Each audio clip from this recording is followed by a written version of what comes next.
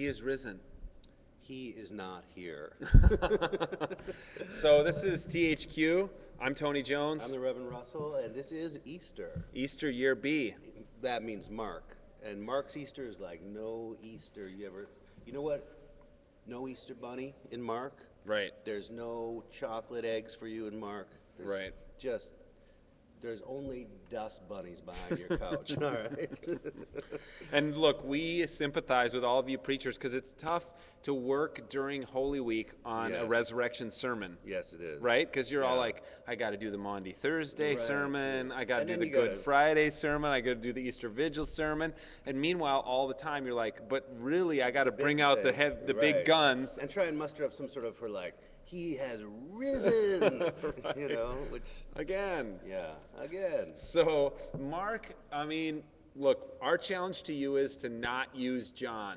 Do not use John. This is beautiful here. Use Mark. There is no resurrection here. I mean... There's just... All his disciples have abandoned him. They're all gone. They all ran away. They're all Judases. They're all Judases here, yeah.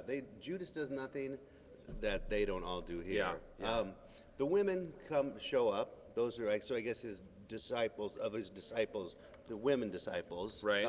But they come looking for him. And I think this is a significant thing that we have to proclaim in Mark. It says that, there's this gardener, angel, whatever, standing there.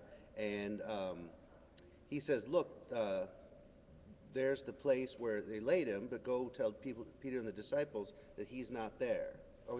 He's not here. He says, he's been raised, he's not here. This is better than we have other years, because that is actually the reality that we're proclaiming in our churches. Sure. We say, look, empty tomb. He's not here. Yeah.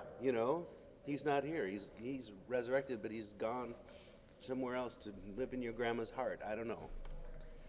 Yeah, so I think the challenge, the hardest question is, how do you come up with a 20-minute sermon that matches all of the, many of our churches are going to have the brass quintet, and we're singing all the big, over-the-top Easter hymns. Right. And then the passage is this very brief, very primitive resurrection in Mark, which is basically a tomb with no body. And it's even worse than that. It's a tomb with no body, and it's a church with no future, because he says to the women, go and tell Peter and the other disciples that he's going ahead of you to meet them in Galilee. And so what do the women do? They go flee from the tomb and tell no one because they are afraid. And then it ends. That's the end of the story. Afraid is the final word. And it's funny that obviously the early church felt so uncomfortable with this. Yeah. That they added the shorter ending and the longer ending. Two extra endings, yeah.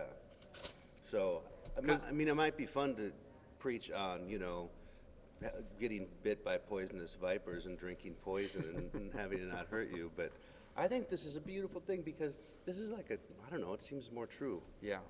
Yeah. Well, that's our challenge. Preach from Mark, not John. And it's okay if you're afraid.